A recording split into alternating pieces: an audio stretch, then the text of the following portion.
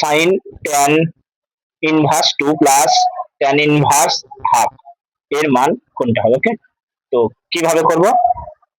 Sign tan inverse 2 plus tan inverse half, তো এটা সমান কি লেখা যায়? Sign tan inverse half plus, আচ্ছা ট্যান কে আমি কট করলে কি হবে?